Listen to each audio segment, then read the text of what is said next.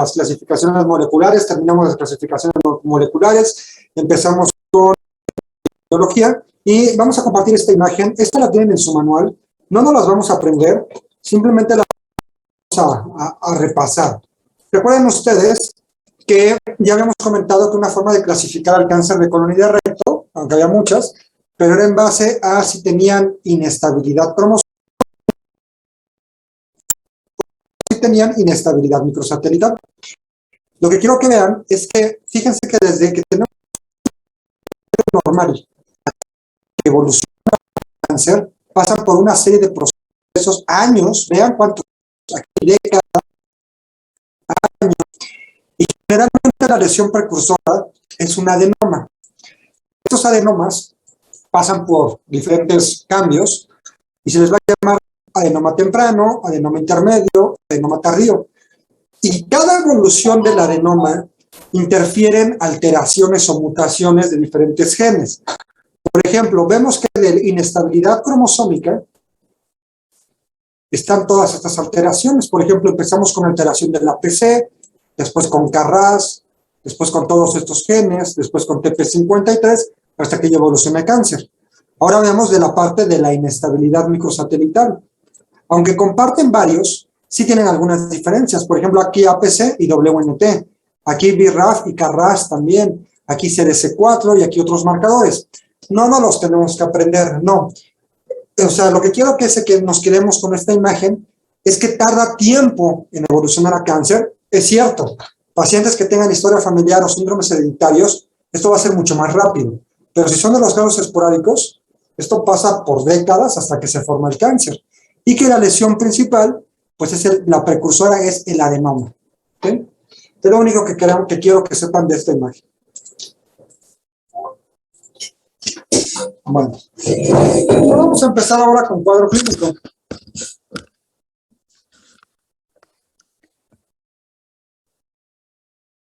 Okay.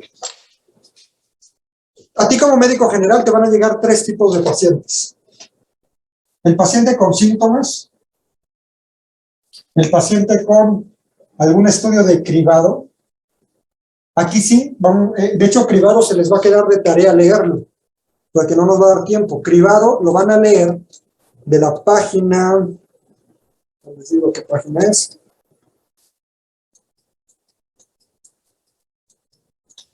...136 a 138. Lean el cribado de cáncer de colon y de recto, porque hay mucha discusión. Es importante que clasifiquemos en el cribado al grupo al que pertenece el paciente. Por ejemplo, ¿es un paciente con historia familiar? ¿Es un paciente con síndrome hereditario? ¿O es un paciente normal, sin ninguna manifestación, ninguna enfermedad, ningún familiar, ningún síndrome hereditario? Que en ese estamos todos nosotros. Todos nos deberíamos hacer una colonoscopia a cierta edad. Aquí van a leer a partir de qué edad estaría recomendado hacernos la colonoscopia. Entonces lean lo del cribado de cáncer de colon y de recto, que también hay mucha discusión, si a partir de los 50 años o desde los 45 nos los tendríamos que empezar a leer. Ahí viene en su manual toda la información. Entonces lean cribado de 136 a 138, que sí se los voy a preguntar. Y tercer tipo de paciente, entonces estos pacientes llegan por una colonoscopia, que se hicieron, no tienen ningún síntoma, pero se identificó un tumor. Y el tercero, el paciente que te llega por una urgencia. ¿Cuáles son las urgencias por las cuales se puede manifestar el cáncer de colon y de recto? 2, perforación intestinal o una obstrucción. Son las 2 urgencias. El paciente que nunca tuvo síntomas, probablemente. No tuvo nada de esto, nunca se realizó cribado y llega porque tuvo un abdomen agudo por una perforación. Entonces, ahora, síntomas. ¿Cuáles son los más frecuentes? El paciente que te llega con no por cribado, no por urgencia, ¿cuáles son los síntomas más frecuentes? La manifestación clínica más frecuente es cambios en los hábitos intestinales.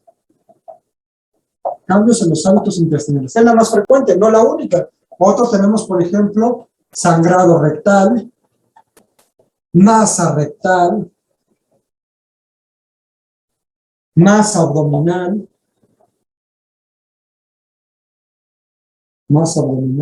dolor abdominal, En su manual viene el porcentaje de frecuencia de cada de estas manifestaciones. No se lo tienen que aprender en número.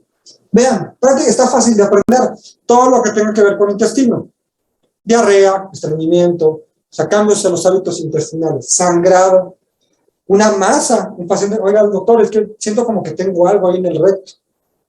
Ojo, muchas veces se confunden con hemorroides y les dan tratamiento para hemorroides cuando realmente era un cáncer de recto. Entonces, siempre revisar y siempre ante la duda mandar estudios que ahorita vamos a ver cuáles son.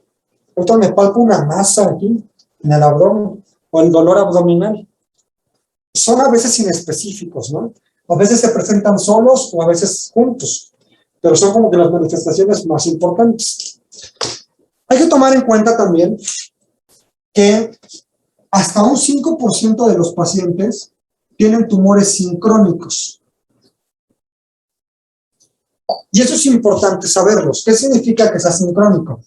Por ejemplo, yo puedo tener un tumor acá, que a lo mejor, si yo le hago una colonoscopia, no me permite pasar el endoscopio. Supongamos que tiene una obstrucción del 90% de la luz. Y el endoscopista te va a decir, ¿sabes qué, doctor? Por más que intenté pasar, no pude atravesar el tumor, está casi obstruido. Entonces, no voy a poder revisar el resto del intestino. Y tomen en cuenta que hasta 5% puedo tener otro tumor en el intestino. Entonces, esto es siempre importante tenerlo en cuenta. Otra cuestión importante. Los pacientes que llegan por urgencia. A lo mejor este tumor ya obstruyó completamente. Una obstrucción del 100% y el paciente llega con un abdomen agudo. Ahí el tratamiento es operar. Y el paciente hay que quitarle esa parte del intestino. Y uno pudiera decir, oiga, doctor, ¿le hacemos colonoscopia? No, ¿ya para qué? Pues no, porque recuerden que hasta 5% va a tener un tumor sincrónico. Entonces, aunque hayas quitado sí le tienes que repetir la colonoscopia para revisar que no vaya a haber otro tumor en el intestino. Entonces, siempre tenganlo en mente que hasta un 5% de tumores sincrónicos. ¿Okay?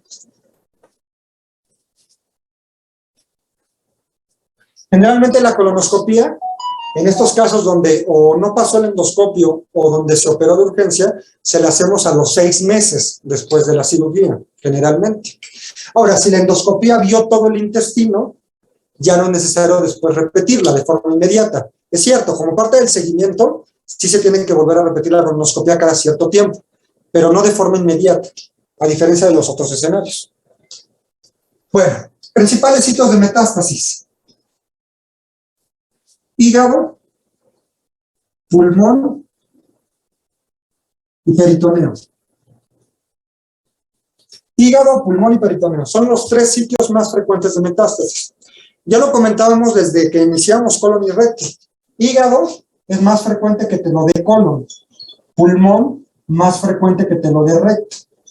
Pero no son aislados, es decir, yo puedo tener un cáncer de colon que también tenga metástasis pulmonares. O puedo tener un cáncer de recto que dé metástasis hepáticas. Pero es lo más frecuente, colon a hígado, recto a pulmón, por la irrigación y el drenaje venoso que ya habíamos comentado, y peritoneo ambos. Ambos pueden dar metástasis en la misma frecuencia prácticamente. Bueno, ahora sí vamos a hacer nuestro mapita de los estudios que le tenemos que pedir al paciente. Entonces, a ti médico general te pueden llegar 3 tipos de pacientes. El paciente que llegó con síntomas, el paciente que te llegó por un estudio de cribado, una colonoscopia, o el paciente que te llegó por urgencias. Una urgencia. El estudio inicial que a ti como médico tú lo tienes que mandar a pedir es la colonoscopia. Probablemente, y vamos a ponerle un asterisco aquí, urgencias, porque si el paciente llega por urgencia, tal vez no le puedas pedir la colonoscopia de forma inicial. Ahí lo que importa es operarlo, porque tienes un abdomen agudo. Pero en general, el primer estudio que se tendría que hacer es la colonoscopia. Ya la colonoscopia, pues va a revisar todo el intestino para ver si hay algún tumor. Y recuerden que si encuentra un tumor la colonoscopia, siempre fíjense la distancia del margen anal. Sobre todo cuando estamos hablando de recto, porque se acuerdan que si te dice la colonoscopía, ¿sabes que hay un tumor a los 7 centímetros del margen anal? ¿Ese cómo se consideraría? Colon, recto, medio, superior, inferior, ¿cómo lo considerarían? 7 centímetros del margen anal. ¿Alguien? Medio. Medio. Exacto. Un cáncer, un tumor en recto medio. Entonces siempre recuerden ver esto, la distancia del margen anal. A este tumor, en la misma colonoscopía, el endoscopista le va a tomar una biopsia. La biopsia, pues si saliera cáncer, entonces, ahora sí empezamos. ¿Qué estudios le vamos a pedir? A ti te llegó el paciente con síntomas, ¿sabes qué? Con sangrado rectal. No es una, ya lo exploraste, no es un hemorroide, está más profundo. Sabes que está bajando de peso, ha tenido dolor abdominal. Hoy sabes que no será un cáncer. Vamos a pedir una colonoscopía, ¿sale? Entonces ya, el endoscopio lo envías con un gastroendoscopista, o hay cirujanos que tienen también tienen el entrenamiento en endoscopista, en endoscopías, perdón. Entonces ya identificó el tumor, se tomó la biopsia, ya te dice que es cáncer. Ya te lo regresa, doctor, ya me hice la biopsia, ya regreso con usted. La biopsia dice que es un adenocarcinoma. Y ya viste que el tumor que está en el sigmoides, o que está en el recto, lo que quieras. ¿Qué le tienes que pedir tú como médico general? 3 estudios. Primer estudio que le vas a pedir, inestabilidad microsatelital. Todo paciente con cáncer de colon y de recto, no importa que sea metastásico o no, pide la inestabilidad microsatelital, lo vamos a necesitar. Y generalmente recuerden que lo pides por inmunohistoquímica. Entonces tú en tu recetario le dices, favor de realizar inestabilidad microsatelital por inmunohistoquímica. Otro estudio que le tienes que pedir, un ACE, recuerda, un antígeno carcinomembranario. Todo paciente con cáncer de colon y de recto hay que pedirle un antígeno carcinomembranario, es muy importante eso. Y tercer estudio que le vas a pedir, una tomografía completa, tórax, abdomen y pelvis, simple y contrastada. Recuerda no pedirla solamente de abdomen y pelvis, sobre todo si es recto. Recuerda que la principal sitio de metástasis es pulmón. Pídela completa, no importa, colon y recto, pídela completa. Tórax, abdomen y pelvis. Estos son los estudios iniciales que tú como médico general los vas a pedir. No hay pierde. Ahora, la tomografía te va a dar 2 resultados. ¿Es un tumor metastásico o no metastásico? No metastásico o sin metástasis, a distancia.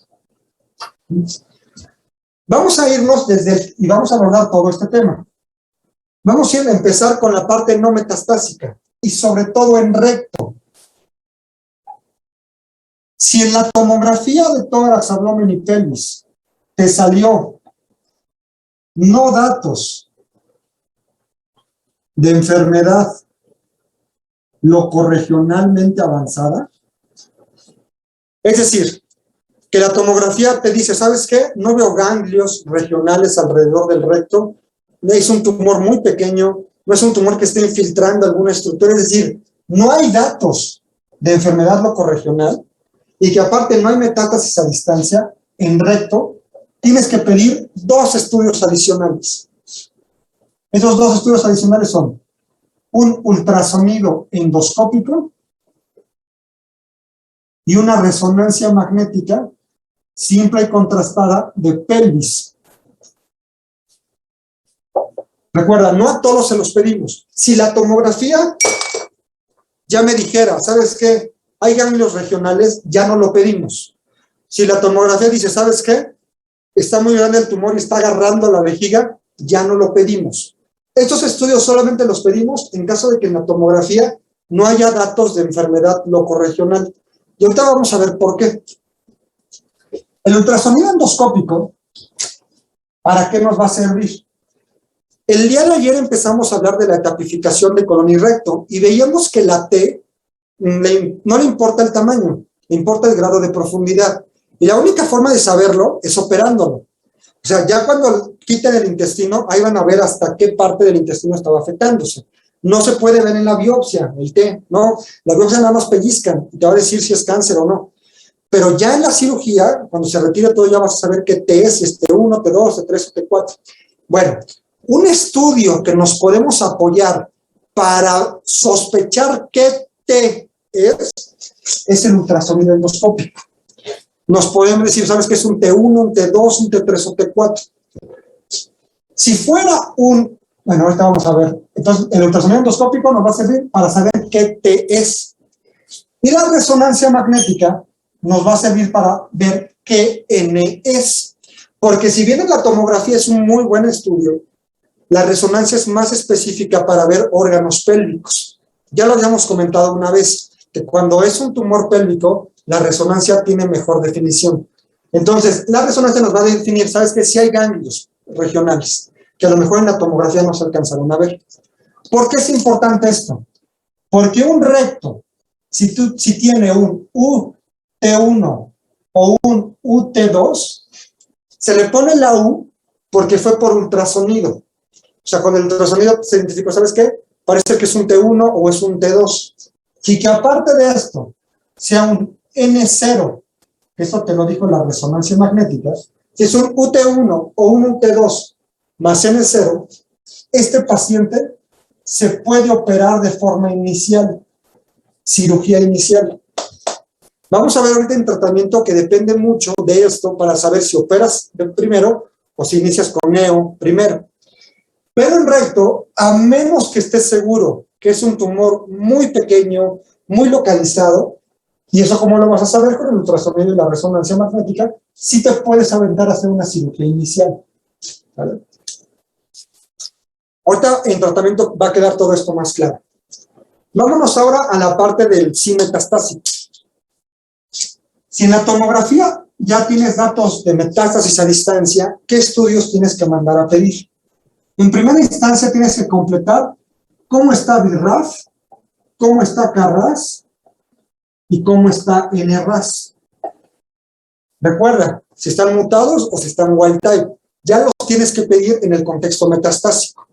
Ya lo habías pedido anteriormente inestabilidad microsatelital, pero si no se lo has pedido, en el contexto metastásico es muy importante. Y también en el no metastásico, ahorita vamos a hablar de tratamiento.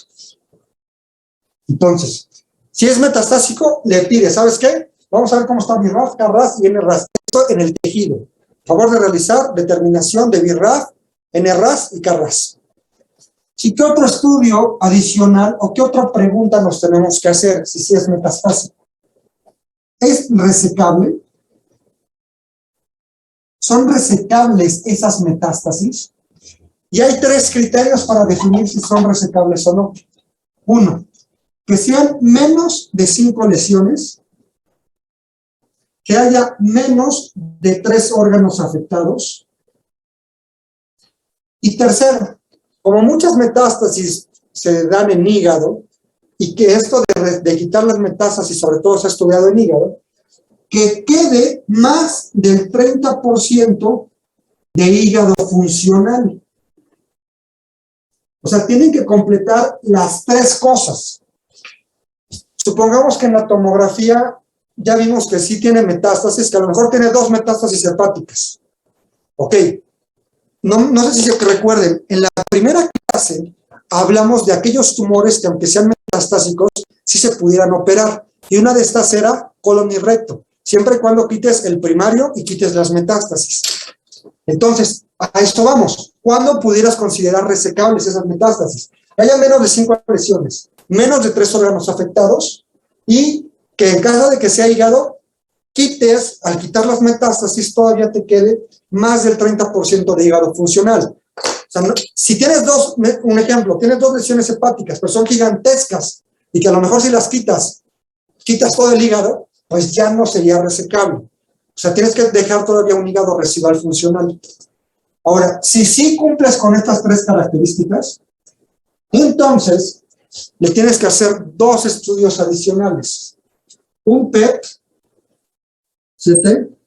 y una resonancia magnética de hígado. ¿Por qué le haces estos estudios? Porque si tú ya estás pensando en que sí vas a operar esas metástasis, tienes que estar completamente seguro que no vaya a haber metástasis en otra parte del cuerpo. Porque imagínate que en la tomografía te dijera, sí, hay 2 lesiones hepáticas. Ok, pues sí, se pueden operar. Vamos a hacerle el PET. Y que en el PET te dijera, oye, ¿sabes qué? Sí están esas 2 lesiones hepáticas, pero tienes como 10 pulmonares. que en la tomografía no se alcanzaron a ver. No, pues ya no. Ya, si dice el PET, ¿sabes qué? Hay muchas otras lesiones, pues ya no se consideraría para cirugía. Por eso es que si tú estás pensando en resecar las metástasis, tienes que estar seguro. Y para eso vas a pedir estos estudios, un PET y una resonancia, sobre todo si las lesiones metastásicas son hepáticas. ¿Vale? Bueno, ¿alguna pregunta de los estudios? Recuerden, te llega el paciente con estos tres escenarios posibles. Primer estudio que tú como médico general tienes que pedir, colonoscopía. Ya lo envías con el gastro o el cirujano que tenga el entrenamiento en endoscopía. Ya salió el tumor. Te va a siempre checar la distancia del margen anal. Hay que tomarle biopsia. Eso lo va a hacer él mismo en el procedimiento. Y lo va a mandar a analizar. Doctor, ya llegué con usted. Mire, me salió que sí tengo un cáncer. Ya tú ves a qué distancia del margen anal. Y siempre checa si revisó todo el intestino. Porque si no revisó el intestino, recuerda que hay 5% de probabilidad que tenga un sincrónico. Entonces, probablemente le tengas que repetir la colonoscopia después, si es que no se revisó todo el intestino. Ya te salió cáncer. 3 estudios que tienes que pedir: inestabilidad microsatelital, el antígeno carcinogénico y una tomografía completa. Pídala completa. Recuerda que recta da mucha metástasis pulmonar. Ya con la tomografía tú pudieras definir si es no metastásico o metastásico. Si es no metastásico y sobre todo en recto, si en la tomografía no hay datos de enfermedad locorregional, pídele un ultrasonido endoscópico y una resonancia magnética de pelvis para que tú puedas definir si se pudiera operar de inicio. Es decir, si tú tuvieras un T1 o T2 por ultrasonido y que aparte no ganglios regionales, pudiera ser que se operara de forma inicial. Y en el contexto de metastásico, no importa, de acuerdo a lo recto, agrégale BRAF, CARRAS y NRAS. Checa si son lesiones resecables o no. Menos de 5 lesiones, menos de 3 órganos y más del 30% del hígado funcional. Si sí cumple con estas características en base a tus hallazgos de la tomografía, checa realmente que no haya metástasis en otras partes del cuerpo. Y eso lo vas a hacer con el PET y con la resonancia. ¿Sí? Uno de los casos clínicos que vienen es un paciente metastásico a hígado y a pulmón, pero tenía muchísimas lesiones. Entonces ya no le hice esto. ¿Para qué?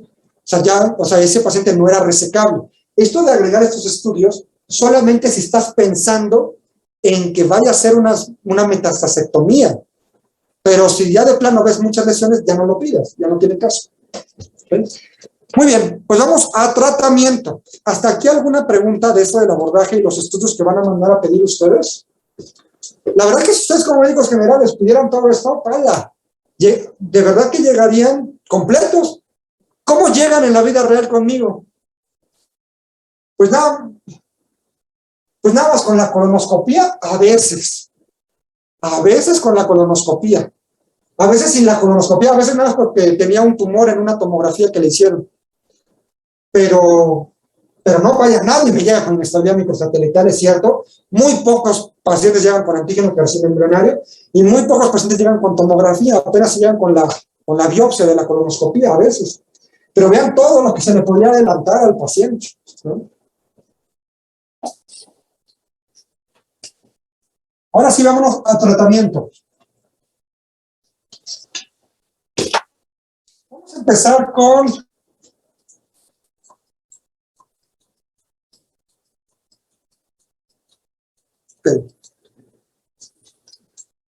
Vamos a empezar con tratamiento en colon, cáncer de colon, porque son diferentes, ¿eh? Cómo se trata uno y el otro. Cáncer de colon, pero en etapas no metastásicas.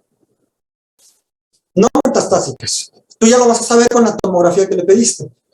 Cáncer de colon no metastásico. Todos los pacientes van para cirugía.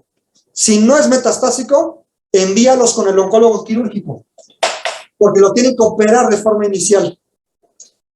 Ya con la cirugía, pues retiran la parte del intestino afectada, retiran ganglios, que eso es algo muy importante, y es pregunta de examen.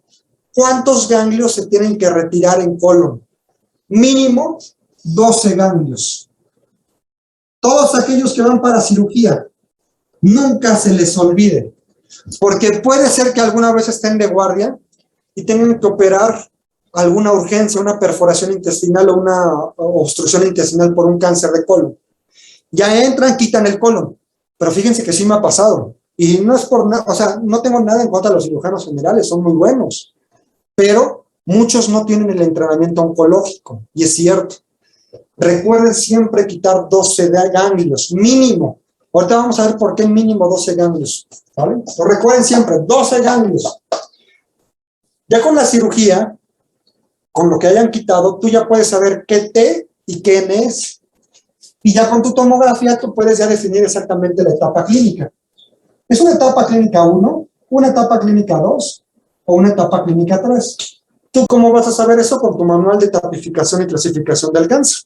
Ah, ok, abarcó hasta la serosa, es un T4A. Un ganglio regional, de todos los que quitaron, solamente uno salió positivo. Ah, es un N1. Entonces es un T4, N1, M0, es una etapa clínica 3. Eso ya viene en tu manual, no te lo tienes que aprender, lo vas a checar en el manual. Etapa clínica 1, con la cirugía es suficiente. El paciente después de la cirugía pasa a vigilancia. No merita adyuvancia. Al final del curso, yo les voy a dar un PDF de cómo llevar las vigilancias de todos los tumores. Cada cuánto tiempo lo tienen que citar y qué estudios le tienen que pedir en la vigilancia. Etapa clínica 3. Todos van para quimioterapia adyuvante. De 3 a 6 meses. Todos. Si te salió etapa 3, necesita quimio adyuvante. Y entonces ya lo envías conmigo, el oncólogo médico. Etapa clínica 2. Es la más compleja y mucha atención acá en la 2. Antes, solamente lo clasificábamos en 2. Bajo riesgo y alto riesgo. Antes, De hecho, si esto no lo quieren anotar, no anótenlo, porque ahorita vamos a ver que se modificó esta clasificación. Antes nada más era bajo y alto riesgo. ¿Y de qué dependía? Vamos a ver en su manual en la página 134. 134 viene esta imagen.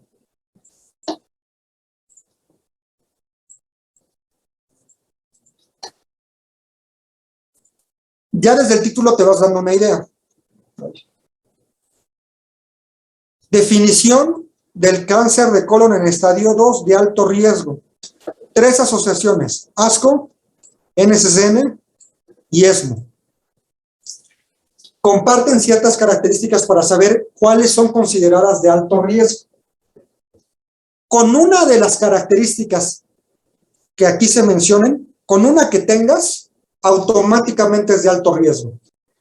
Es decir, que el tumor sea un T4, porque si tú checas en tu manual de estadificación y clasificación del cáncer, un T4, N0, M0, te da una etapa clínica 2.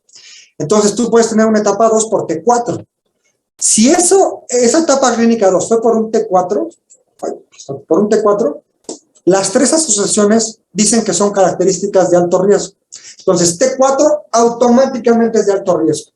Otro, ganglios muestreados inadecuadamente. Fíjense,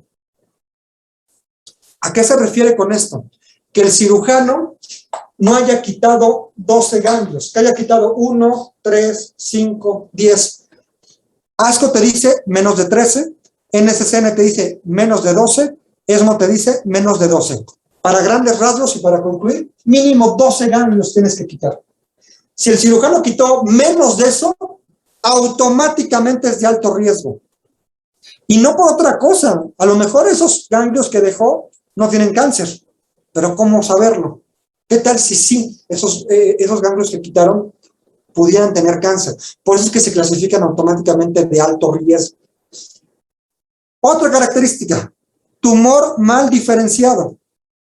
O sea, grado 3, perforado o con obstrucción, con invasión linfovascular. Aquí tienes las iniciales, ¿qué significan? Con invasión perineural, aquí la tienes. Que tengas márgenes indeterminados o positivos, por ejemplo, un R1, un R2, que ya lo habíamos comentado. Y hay una característica que ninguna asociación contempla para ese entonces, cuando salió, pero últimamente ESMO ha retomado mucho eso. Que tengas un antígeno carcinoembrionario alto antes de la cirugía. Entonces, si con alguna de estas características tienes, automáticamente considerarías de alto riesgo, con una que tuvieras. Entonces, antes nosotros los oncólogos decíamos, nos fijábamos en todas estas características, en el reporte de patología, Ok, no tiene invasión linfovascular, no tiene invasión perineural, se resecó completamente, no hay márgenes positivos, no debutó con perforación o con obstrucción, es un grado 1 o grado 2, se quitaron más de 12 ganglios, es un T3, no es un T4. Ok, no tiene ninguna de estas características, bajo riesgo, y el paciente va para vigilancia. No amerita adyuvancia. Pero, si tienes alguna de estas características, automáticamente es de alto riesgo y el paciente necesita quimio adyuvante. ¿Okay? Eso era antes. No estaba tan complejo, no estaba tan complicado. En el 2020 sale este artículo, que son las guías europeas. Y vamos a verlas. Esto no se lo tienen que aprender, es cierto, pero sí saber que la etapa 2 depende mucho de las características patológicas para saber si le das o no le das adyuvancia. Vean que ahora la etapa 2 te la clasifica en 3. Bajo riesgo, riesgo intermedio y riesgo alto. Bajo riesgo, ninguna característica patológica, sigue siendo lo mismo. Bajo riesgo, nada. Que no tenga invasión linfovascular ni nada. Y vamos a ver cuál es la conducta. No importa que tengas inestabilidad microsatelital o estabilidad. El paciente va para vigilancia. Entonces, en la nueva clasificación de la etapa clínica 2, si tú tienes bajo riesgo, este paciente va para vigilancia. Vámonos ahora en la de alto riesgo. Vean, alto riesgo. ¿Cuáles son consideradas de alto riesgo? Antes se acuerdan que nada más era bajo y alto. Ahora la definen bajo, intermedio y alto. ¿Cuáles son las características patológicas más importantes para definir alto riesgo? Que sea un T4 o que tengas menos de 12 ganglios muestreados. No que hayan salido positivos o negativos, no. Que el cirujano haya quitado menos de 12 ganglios. Automáticamente te lo hace de alto riesgo. O, por ejemplo, que tengas múltiples factores de riesgo del grupo intermedio. Ahorita vamos a hablar del grupo intermedio. Y aquí no importa, en el alto riesgo, no importa si tienes inestabilidad o estabilidad, todos van para quimioterapia adyuvante. Es decir, si tú lo clasificas de alto riesgo, decíamos, porque tienes un PT4, porque ya lo operaron, o tienes menos de 12 ganglios quitados, no que hayan salido positivos, ojo, o que tengas 2 o más factores de riesgo, estos pacientes tienen que ir a quimioterapia adyuvante. Ahora vamos a ver el grupo intermedio, que es un poco más complejo. Véanlo. Aquí todas son O sea, solamente te permite una sola de las características. Por eso te pone O. Invasión linfática, o invasión perineural, o invasión vascular, o grado 3 histológico, o que haya tenido obstrucción, o que el AC preoperatorio haya salido más de 5.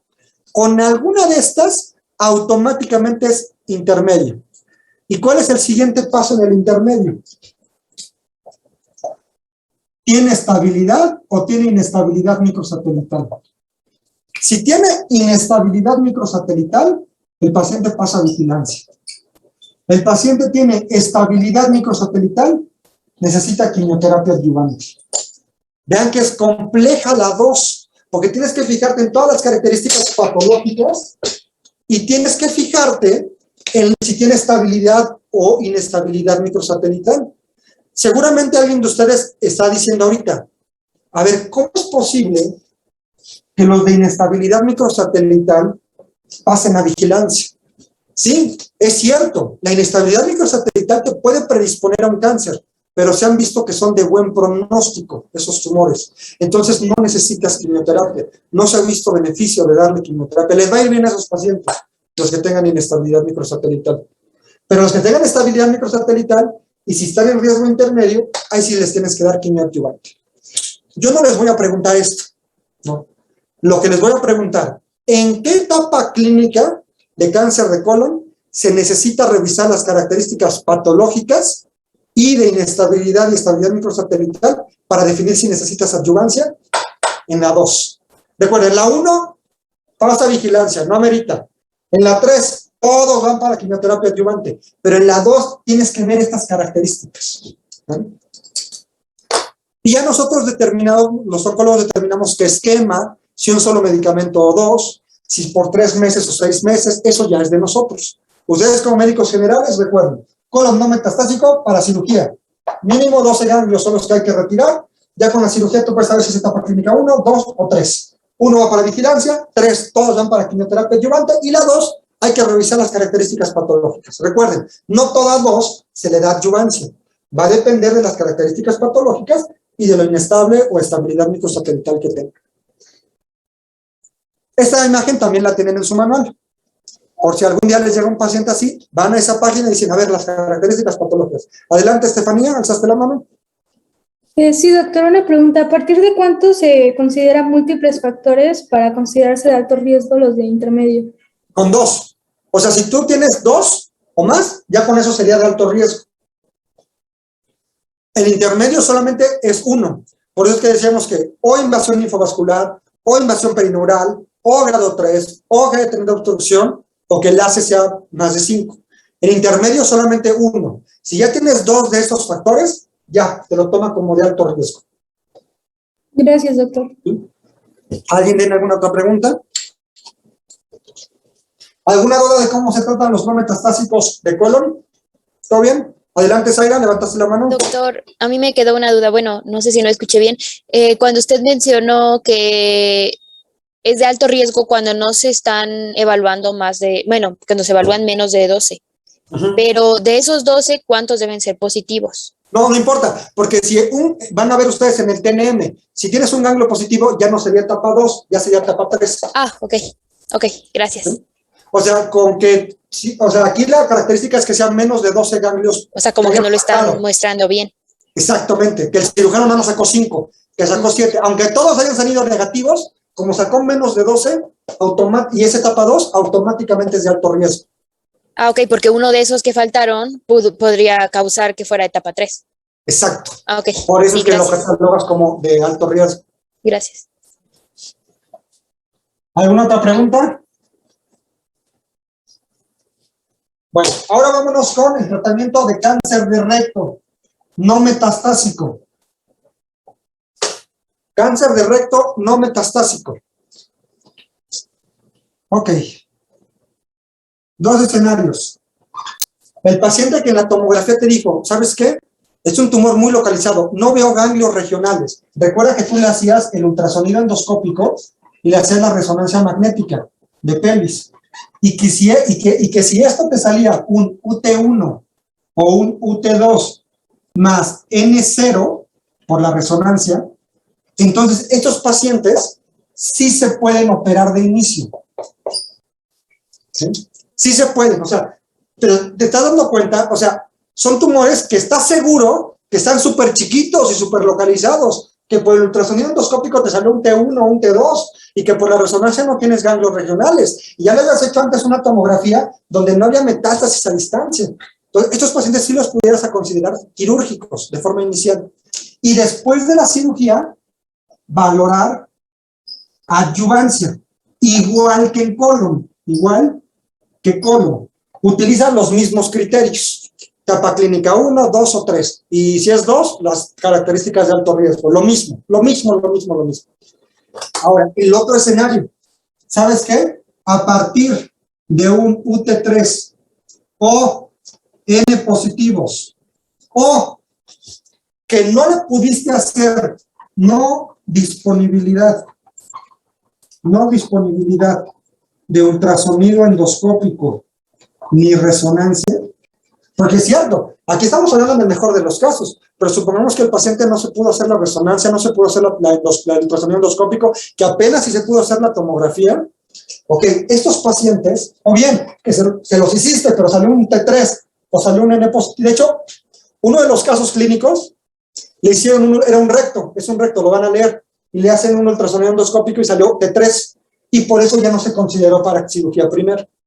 Entonces, a partir de un T3, N positivos, o que no tengas los estudios, ¿cómo le empiezas? Le empiezas quimio más radio neo, y después lo operas. Vean que a diferencia de colon, ahí todos se operaban si no era metastásico, recto no. Recto rara vez se opera de inicio, a menos que estés muy seguro que es una etapa muy definida, muy chiquita, muy localizada. Quimio radio y después operas. Ahora, Es cierto, muchas personas no tienen el dinero para iniciar la radioterapia luego, porque sí cuesta más o menos como unos 60 a 100 mil pesos todo el ciclo de radioterapia. O bien, si es a nivel institucional, todavía no tienen la cita con radioterapia, o todavía no está el TAC simulador listo, o todavía falta para que inicie la radioterapia. Entonces le inicias con quimioterapia de inducción. Y una vez que ya esté listo la radioterapia, ahora sí, quimio radio neo y ya después operas. ¿Sí? Después de la cirugía, valorar adyuvancia, valorar UT adyuvante. Y aquí vamos a poner un asterisco. ¿Cuándo valorarías quimio adyuvante? Quimio a completar.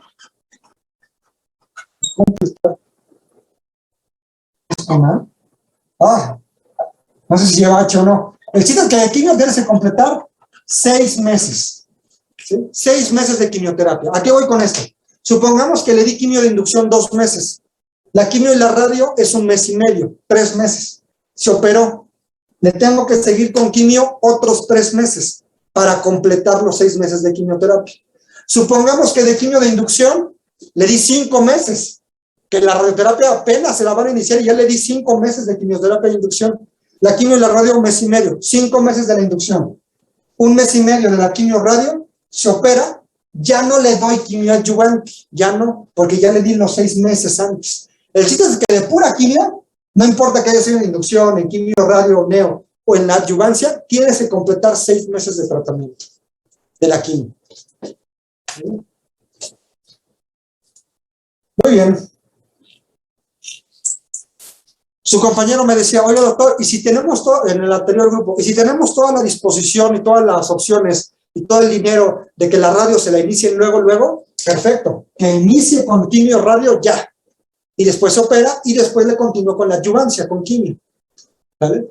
Aquí, para nosotros, hay estudios nuevos que están evaluando que si con la quimio radio neo desaparece el tumor, tal vez te puedes obviar o quitar la cirugía. Sobre todo, por ejemplo, lo comentaba, no me acuerdo si lo comentaba con ustedes, en recto inferior. En recto inferior la cirugía va para afuera el esfínter anal y el paciente ya va a tener toda su vida la colostomía. Entonces, por eso es que evaluaron, sobre todo en recto inferior, que si con la quimio radio desaparece el tumor, tal vez dejes la cirugía pendiente. Esta conducta se llama watch and wait. La verdad es que yo he tenido 2 pacientes que les hicieron watch and wait y después tuvieron recurrencia local y hepática. Y a lo mejor si los hubieran operado, no hubieran tenido la recurrencia, pero la verdad es que todavía es un volado saber cómo le va a ir al paciente. Yo sigo considerando que lo ideal es que se opere.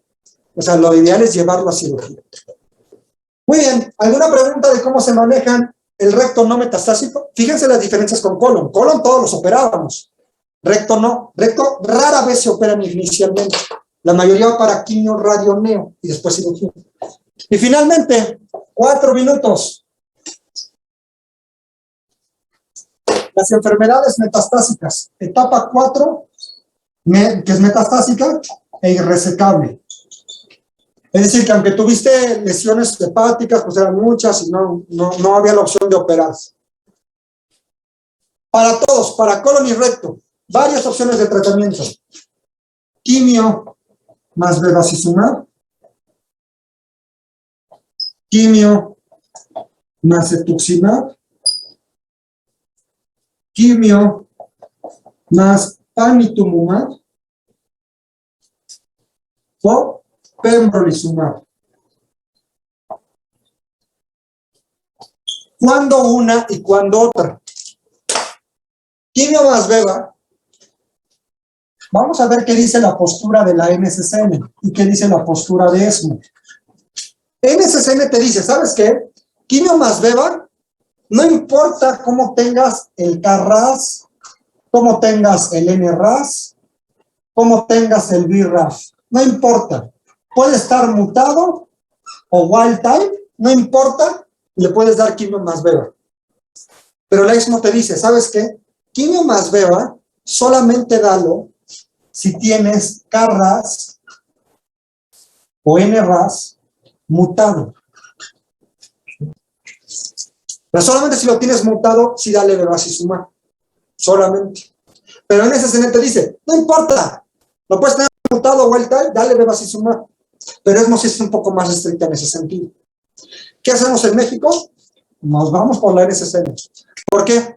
Porque en muchas instituciones no les puedes pedir NRAS, CARRAS y BRAF. De hecho, prácticamente yo todos los que tengo en el IMSS, solamente a 2 pacientes les he hecho todo el panel completo, porque el servicio de patología del IMSS no cubre estos estudios. Y por fuera sí son algo costosos. No son tan caros, pero sí pues son pacientes que apenas tienen posibilidades, ¿no? Para el traslado, los tratamientos, que todo el costo, ¿no? Que esté conllevando los tratamientos. Entonces, la verdad es que la gran mayoría de mis pacientes que estoy tratando, metastásicos colonorrecto, a todos les estoy dando quimio más beba. Porque no importa que lo tengan mutado o wild type, les puedo dar. Pero si me fuera con lo que dice ESMO, sí les tendría que pedir CARRAS, NRAS y que saber que estuvieran mutados para darles este esquema. ¿Cuándo se tuxi y panitumumab? Estos sí tienen una indicación muy precisa. Tienen que ser a fuerza colon izquierdo, a fuerza colon izquierdo. Tienen que tener KRAS wild type, NRAS wild type y BRAF wild type. A fuerza. Tiene que ser colon izquierdo, KRAS wild type, NRAS wild type y BRAF wild type. A fuerza, para que yo pueda considerar para quimio más cetuximab o quimio más panitumumab. Un paciente, fíjense que estoy tratando en el seguro, lo empezaron a tratar de forma particular. Fue un recto inferior que no lo operaron, le hicieron watch and wait, tuvo después recurrencia a locorregional y a hepática múltiple.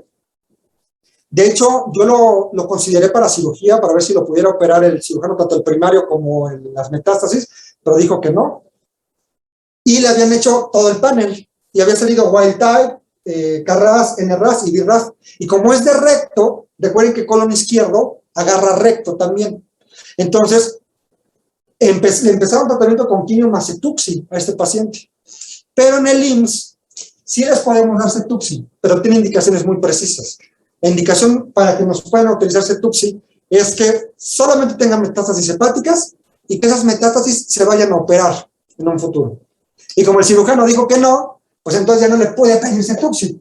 Y entonces el paciente mientras aguantó quimio más cetuxi de forma particular, pero pues es costoso el cetuxi. Y ya hasta que pues ya se acabó el dinero, pues ya le dieron al IMSS quimio más beba, que no es una mala opción. De hecho, es una muy buena opción quimioterapia más bevacizumab, y ahorita lo tengo con quimio más beba. Y pembrolizumab, ¿cuándo le pedimos pembrolizumab? Cuando tiene inestabilidad microsatelital alta. Inestabilidad microsatelital alta. Muy bien. Bueno, y esto aplica para colon y recto, ¿eh? Metastásico es el mismo tratamiento. Radioterapia, en el contexto metastásico o la cirugía, solamente recuerden con intención paliativa. Por ejemplo, que aunque sea metastásico, el tumor está obstruyendo casi toda la luz, bueno, va para cirugía para colostomía, no para considerarlo para tratamiento curativo, pero sí paliativo, recuerden. O sea, si bien radio y cirugía en etapas metastásicas no es un tratamiento estándar, sí se puede considerar de forma paliativa. O, por ejemplo, metástasis óseas que tengan mucho dolor, bueno, va para radio. O, por ejemplo, un recto metastásico, pero que esté sangrando, a lo mejor sí va para radio, para parar un poco el sangrado. O sea, con meramente intención paliativa. ¿Alguna pregunta de cómo se trata colon y recto?